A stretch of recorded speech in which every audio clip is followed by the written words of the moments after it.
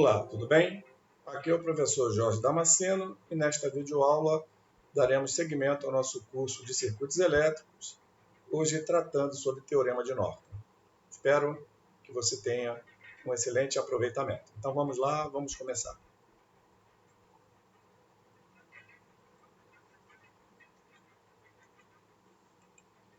Então, dando seguimento aos teoremas de circuitos, hoje abordaremos o Teorema de Norton, mais um teorema que nos auxilia, como os demais, a ter uma maior facilidade na análise de circuitos elétricos, circuitos com maior complexidade. Com isso, como a gente já viu, reduzindo a quantidade de equações para a gente fazer os cálculos e, logicamente, economizando tempo.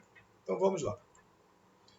O Teorema de Norton afirma que um circuito linear de dois terminais pode ser substituído por um circuito equivalente formado por uma fonte de corrente IN em paralelo com um resistor RN, em que IN é a corrente de curto-circuito através dos terminais e RN é a resistência de entrada ou equivalente nos terminais quando as fontes independentes forem desligadas.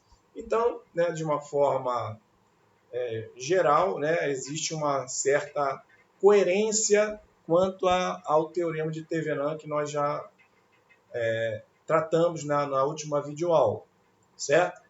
Só que, ao invés de lidar aqui com tensão de Thevenin, a gente vai lidar com corrente de Norton, corrente de curto-circuito, corrente de Norton, e a resistência também, resistência de Norton, que mais à frente a gente vai fazer uma correlação entre as duas resistências, de Norton e de Thevenin. Tá certo? Então, aqui no Teorema de Norton, vamos trabalhar com corrente de Norton, ou corrente de curto-circuito, como eu fui falado, e resistência de Norton, vista dos terminais, colocando as fontes, como foi mencionado aqui, desligada, desativando as fontes. Se for uma fonte de tensão, colocando em curto. Se for uma fonte de corrente, colocando em circuito aberto. Então vamos lá, vamos seguir em frente. Portanto, o circuito da figura abaixo, à esquerda, pode ser substituído por aquele da figura à direita. Então temos aqui um circuito genérico, circuito linear de dois terminais, terminais A e B, que, logicamente, aqui pode ser qualquer tipo de circuito, aqui é apenas uma generalização. Ele pode ser substituído por um circuito aqui à direita, onde eu vou ter uma corrente, uma fonte de corrente N, a corrente de Norton, em paralelo com a resistência RN, resistência de Norton, como definido no slide anterior. E aqui, observando os terminais A e B, que corresponde a esse terminal AB. Só que aqui eu estou substituindo um circuito mais complexo por um circuito, como a gente pode ver aqui, mais simples, com uma fonte de corrente, em paralelo com uma resistência. Tá bom? Então vamos lá. Agora veremos como obter Rn e In, que realmente é o objetivo. São os objetivos daqui. Encontrar a resistência de Norton e a corrente de Norton. Determinamos Rn da mesma maneira que o fazemos para a RTH, resistência de Thevenin. Não lembra que eu falei que ia fazer a correlação entre as duas? É a mesma coisa. Mesmo raciocínio que fizemos para achar o RTH, a resistência de Thevenin, é o mesmo para a resistência de Norton. Então, de fato, do que sabemos sobre a transformação de fontes, as resistências de Thevenin e de Norton são iguais, isto é, Rn é igual a RTH. Muito importante guardar esse conceito. Continuando, para descobrir a corrente IN de Norton, determinamos a corrente de curto-circuito que flui entre os terminais A e B em ambos os circuitos abaixo. Então, lembra aqui do nosso circuito que vimos? Corrente de curto-circuito nos terminais A e B para encontrarmos a corrente de Norton. Tá? Aqui, ó. De terminais AB, para achar a corrente de Norton. É evidente que a corrente de curto-circuito na figura abaixo é IN, né? Logicamente, né? Se eu traço aqui um curto-circuito, automaticamente que o meu resistor RN ele vai ser bypassado pela corrente IN, que vai escolher o melhor caminho. E o melhor caminho, logicamente, é o curto-circuito, que é aqui que eu estou colocando entre A e B. Beleza? Esta tem de ser igual à corrente de curto-circuito, minha corrente de Norton, entre os terminais A e B da figura abaixo. Portanto, né, tá aqui, né, o meu circuito. Quando eu faço esse curto-circuito entre A e B, significa dizer que essa corrente de curto-circuito é a minha corrente de Norton. É isso que ele quer concluir. Esta, no caso, a corrente de Norton, tem de ser igual à corrente de curto-circuito entre os terminais A e B da figura abaixo. Portanto, IN, como já falamos, é igual a ISC. SC, short circuit, do inglês curto-circuito. Novamente, aí o nosso circuitinho generalizado, né? Enfatizando aqui os terminais A e B. Esta tem de ser igual à corrente de curto-circuito entre os terminais A e B da figura abaixo, ou seja, né, então estamos aqui, acabamos repetindo aqui o slide anterior, mas tudo bem, serve para a gente reforçar o entendimento.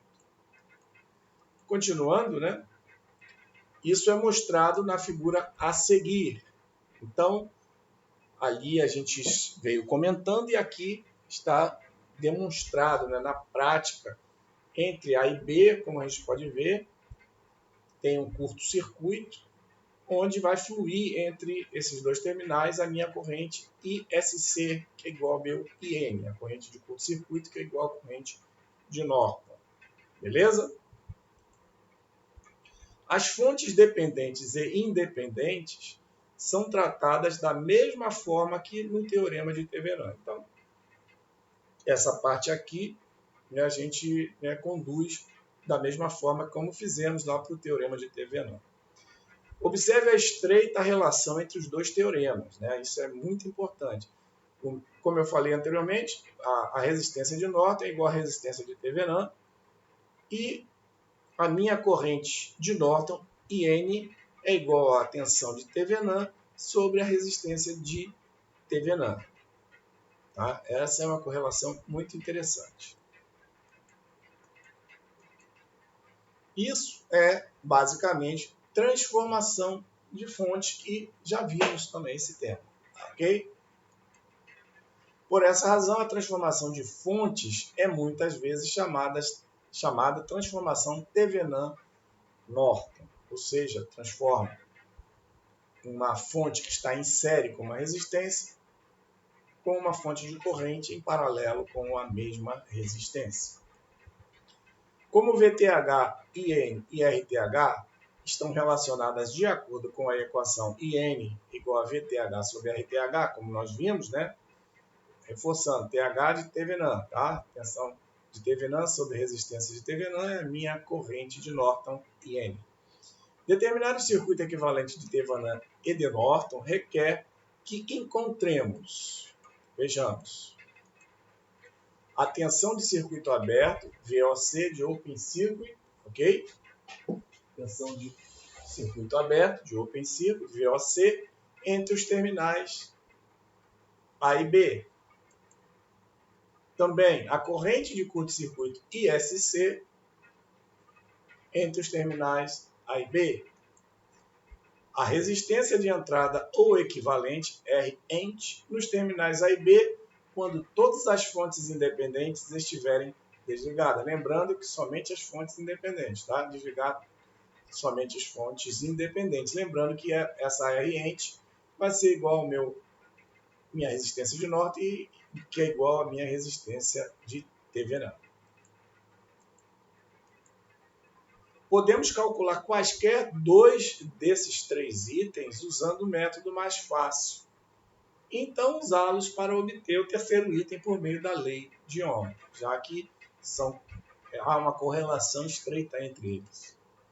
Da mesma forma, já que V de Thevenin, tensão de Thevenin é igual a V de Open Circuit, né? Tensão de circuito aberto, VOC, corrente de Norton igual a corrente de curto-circuito, I de SC, resistência de Thevenin, que é V de tensão de circuito aberto sobre corrente de circuito e curto-circuito, vai ser igual a VOC sobre SC, vai ser igual a minha resistência de Norton, ou seja, confirma aqui essa igualdade, ok? Seguindo, né? Os testes de circuito aberto e de curto-circuito são suficientes para encontrar qualquer circuito equivalente de Thevenin ou de Norton de um circuito contendo pelo menos uma fonte independente. Vamos ao exemplo. Determine o circuito equivalente de Norton do circuito da figura abaixo nos terminais A e B. Temos aqui um circuito, não é isso? Eu quero o equivalente de Norton aqui entre esses terminais A e B. Tá? Podemos observar que temos aqui duas fontes independentes, uma de corrente de 2 amperes e uma fonte de tensão de 12 volts. Então vejamos, determinamos Rn da mesma forma que RTH no circuito equivalente de Thevenin, ou seja, desligando, né, as fontes. Fonte de corrente, circuito aberto, fonte de tensão, curto-circuito, como já falamos. Olhando aqui, ó, essa resistência vai ser vista aqui dos terminais AB. Então vamos lá. Faça que as fontes independentes sejam iguais a zero. Isso leva ao circuito da figura abaixo, a partir do qual achamos Rn. Portanto, o que nós temos?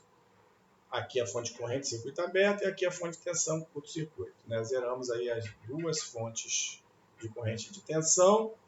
Então, meu Rn, visto aqui dos terminais A e B, o que eu vou ter? 8, 4 e 8, esses três resistores em série, por sua vez, o resultado aqui em paralelo com 5 ohms. Então, Rn vai ser 5 em paralelo com 8 mais 4 mais 8. Está aqui. Ou seja, 5 em paralelo com 20. Como já sabemos, né, dois resistores em paralelo, eu posso fazer pelo produto deles sobre a soma entre eles. 20 vezes 5 sobre 20 mais 5, que é 25, que vai me dar Rn igual a 4 ohms. Então, meu resistor de Norton, 4 ohms. Agora precisamos encontrar IN. Para encontrar IN, corrente de curto-circuito, né, a corrente de Norton, curto-circuitamos os terminais A e B, como já mencionado anteriormente, como mostra, né, a figura abaixo. Então, tem aqui no meu circuito, logicamente que eu restabeleço as fontes que eu desliguei para achar RN, né, a fonte de corrente está aqui, de 2 amperes, a fonte de tensão de 12 volts também está aqui, e eu curto-circuito aqui, ó, terminal A e B, mostrando ali, ó, minha corrente de Norton, IN, que é igual a ISC, no sentido de A para B, tá bom? Então vamos lá. Logicamente que eu colocando esse curto-circuito aqui, esse resistor de 5 ohms fica desativado, né? Já que qualquer corrente que eu tenha aqui, ela vai preferir passar por um curto ao invés de vir aqui por esse caminho do resistor de 5 ohms. Então, por isso que eu já tenho aqui indicado, né, nessa malha I2, né, corrente de malha I2, já sobre aqui o resistor de 5 ohms, que ele vai ser desconsiderado. E aqui a malha 1, né, corrente de malha I1. Ignoramos o resistor de 5 ohms, como eu falei, pois ele foi curto-circuitado aqui entre A e B. Aplicando-se a análise de malhas, vamos obter que I1 é igual a 2 amperes, que é a própria fonte de corrente aqui, no mesmo sentido, I1 é igual a 2 amperes, e temos aqui que 22, vamos lá, 8 e 4, 12, aqui 4 ohms, 8 e 4, 12, mais 8 aqui embaixo, né? 20, 22. A corrente de malha I2 sai, né, daqui da fonte de tensão do positivo, então é menos 12 volts.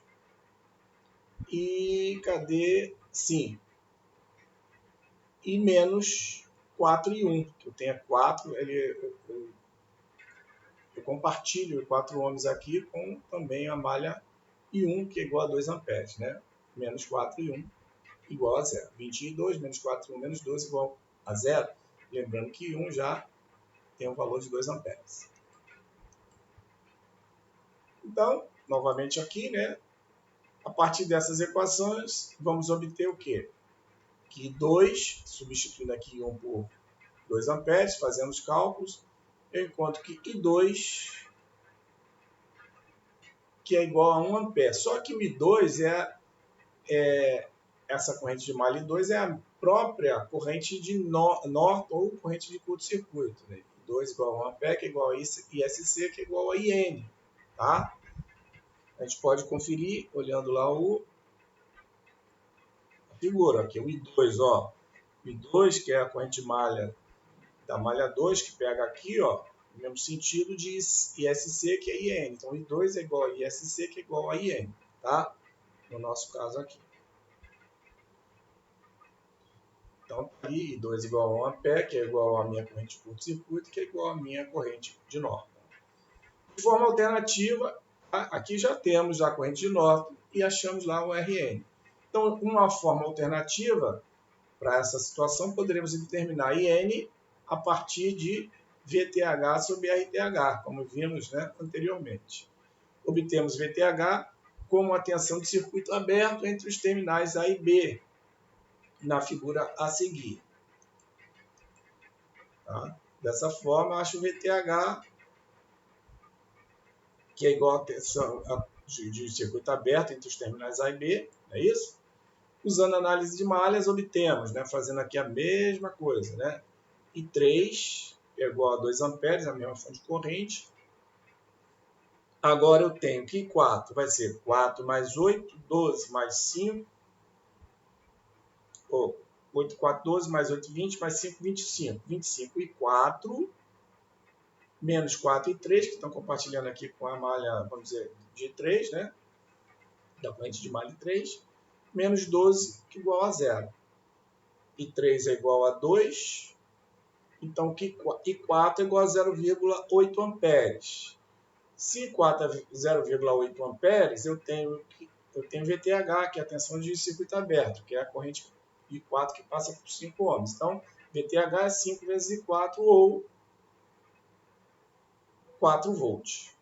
Ok? Tensão de Thevenin. Então, portanto, né, minha corrente de Norton é V de Thevenin sobre RTH. Só que RTH, a resistência de Thevenin, como a gente viu, é igual à resistência de Norton, que a gente já calculou, que corresponde a 4 ohms. Então, 4 por 4 dá 1 ampere a corrente de Norton. Vimos aí que a gente poderia também encontrar a corrente de Norton aqui através, né, da tensão de Thevenin. O circuito equivalente de Norton é igual ao mostrado na figura a seguir. Então, o que eu tenho? Minha corrente de Norton, 1 ampere, em paralelo com a minha resistência de Norton, que é de 4 ohms, e aqui meus terminais A e B, né, como foi sugerido. Ok? Com isso, a gente conclui aqui esta videoaula. Espero que ela tenha sido útil para você. Antes de encerrar, caso você deseje contratar aulas particulares, presenciais ou remotas para esta disciplina ou outras disciplinas da engenharia elétrica, eu disponibilizo aqui embaixo, né, o meu WhatsApp e terei imenso prazer em te atender. Te desejo bons estudos e te espero no próximo vídeo.